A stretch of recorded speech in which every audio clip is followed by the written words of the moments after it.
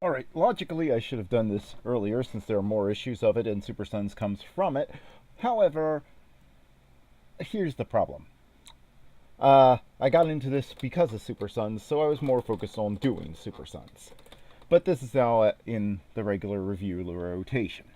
Superman, the Rebirth, which started in 2016, I think. But anyway, and yeah, I like the cover. It's Superman, classic pose, suggestions of action, Lois and John, and all of that. I'm not going to address the first 2 pages because, quite frankly, I don't understand them. Here's the thing. I gave up on the New 52 early on. A long time ago. So, these first 3 pages are nothing to me. I have no idea how the New 52 ended. Someone tried to explain it to me once on Facebook, and I left more confused than before they explained it. All I can tell you is that it's something with a Superman from What Earth merging with the Superman from Our Earth, but the Superman from Our Earth he's also dead, so I don't, or something, and that Superman was a young Superman who they put together with Lana Lang, I think Lana Lang and Wonder Woman or something, and Lois, I guess, didn't exist or something. I don't know. Basically, it's a confusing retcon written by Jeff Johns, who seems to be the king of confusing retcons. It was a confusing retcon to undo his confusing retcon that was the New 52, started with Flashpoint. And apparently now he's doing another confusing retcon to bring the Watchmen into the DC universe, called Doomsday Clock, which I haven't gotten a chance to read yet. I don't have anything personal against Jeff Johns. He seems like a nice guy, and I actually like a lot of the stuff that he's written. However, whenever DC decides to do a retcon, they go to him, and he seems to try and take a route so confusing that I've read some of the attempts at retcon, and I can't wrap my head around any of them. And I'm the guy who who does a fairly good job of making sense of the timelines in Doctor Who and Fringe. So when it gets to this point, and who thinks most of Twin Peaks makes sense. So yeah, when you get to this point, you're on your own, people. I'm sorry, I can't help you. I tried. I looked up on Wikipedia. I've done a ton of stuff to try. As I said, I asked someone on Facebook. I cannot wrap my head around what's going on here. Fortunately, that doesn't really get in the way of good stories, and it's hardly mentioned and almost incidental. So, here we go. Son of Superman, Part 1. The Smith Farm. Yeah, for some reason they're hanging out under the name Smith as though the Kents are hanging out under the name Smith as though they're fugitives or something. I have no idea why. Hamilton County, 300 miles north of Metropolis. Okay. Lightning strike woke me up. Scared me. Hit our barn. The animals started to scream. But they didn't have to worry. My dad is Superman. So as you can tell, this is being told from John's point of view. Patience, Goldie. More than enough mice out there. Well, and here we find out Superman has a knack for ruining his flannel shirts.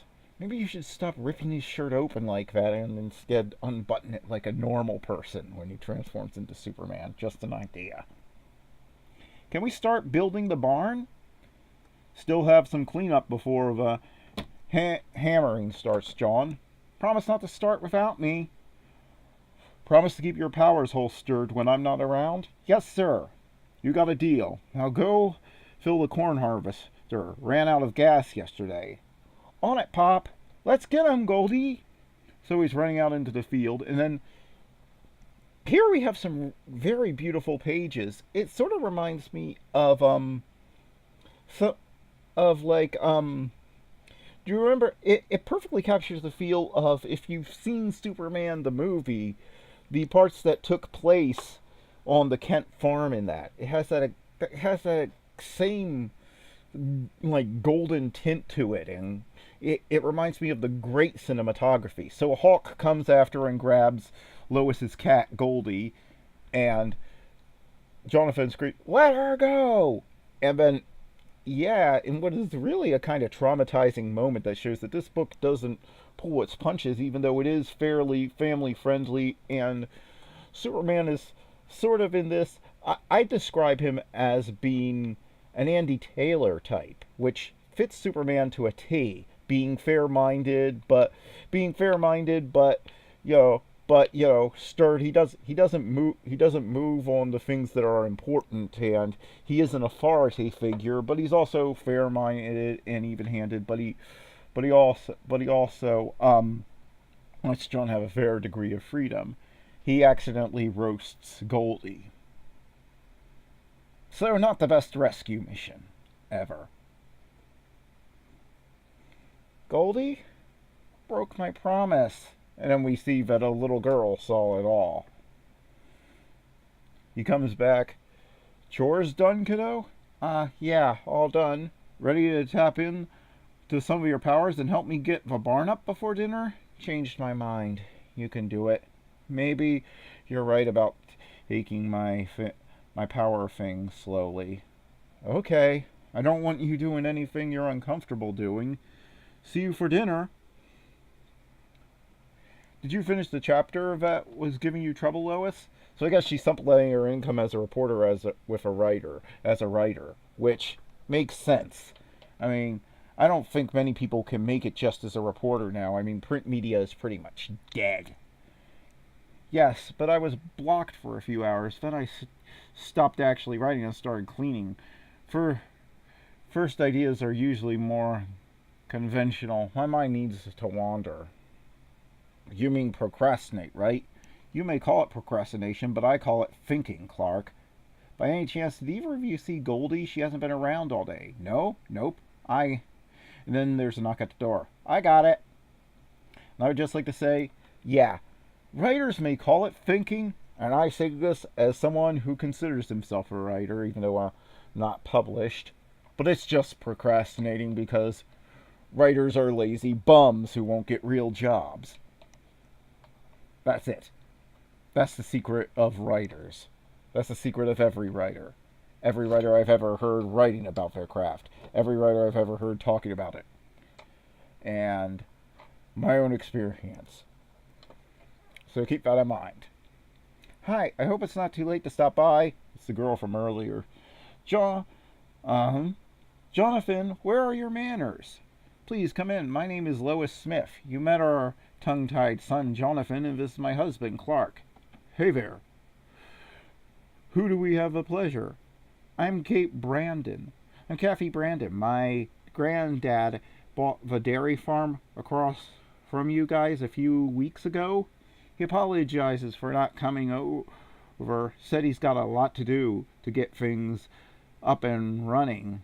But he wanted you to have these. We should have been the ones welcoming our new neighbors. Please give him our thanks. And thanks for the milk. And just what a growing boy needs. Mom? Oh, Kathy, on your way over, did you catch sight of a goldish yellow cat prancing around and causing trouble? No, but I could put out a saucer of my granddad's milk. That may do the trick. Actually, cats are mostly lactose intolerant, and I've never actually had one that would drink milk. And I've had a lot of cats because I live out in the country, and they actually and the actual headline to the paper a few months ago was the state government debating what they're going to do about the feral cat problem in my neck of the woods. Yes, that was actually being debated in the state senate. So, yeah, as you probably know, I've seen a lot of cats. Any chance you can stay for dessert? Another time would be great, Miss Smith. Lots of chores before bed. Good night. Yeah, see ya. Now, that Kathy is one well-spoken young girl. You didn't say a word to her, Jonathan. He said 4. Yeah, see, and yeah. Well, looks like 2 families have now made Hamilton County their home. So the population has doubled. It'd be nice to have a neighbor, someone your age, too, Jonathan. What's so nice about it, huh, Mom? Everything we do is a big secret. I can't tell them who we really are. My mom writes books under a secret name. My dad is secretly a superhero, and I'm secretly half human and half Kryptonian. We've been over all the reasons we have to do this, John. Mainly to protect you. I thought we were clear about all the good we're able to do for this world, and us as a family by maintaining our secret identities. Don't use me as an excuse to be a bunch of liars. Enough. If you can't have a calm discussion, go upstairs to your room now. Whoa. Then he sees Superman meeting with Batman and Wonder Woman, who from what I can tell, are a little distrusting of a new Superman since the old one died. But then again, this one seems to have some of his memory. I don't get it. I'm reaching out. Still a stranger. One Superman is dead. My family. Boy. Told you.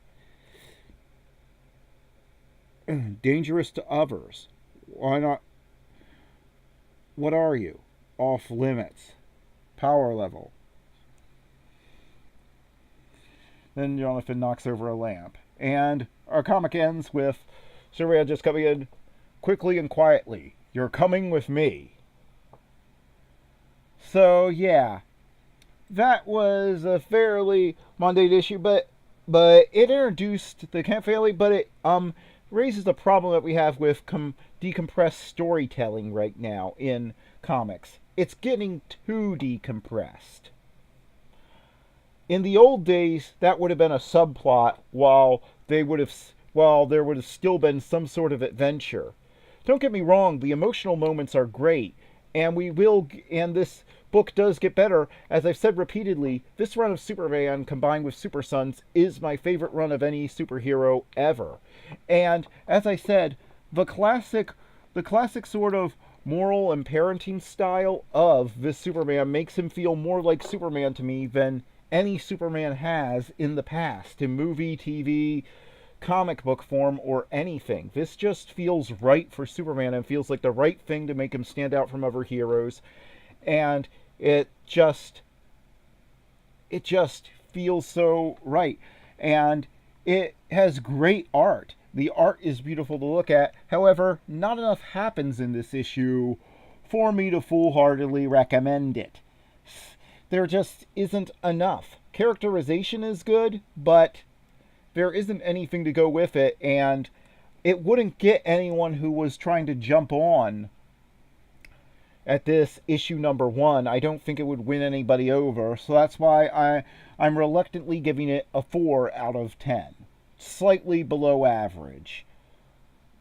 But it does pick up in the next issue, so see you then.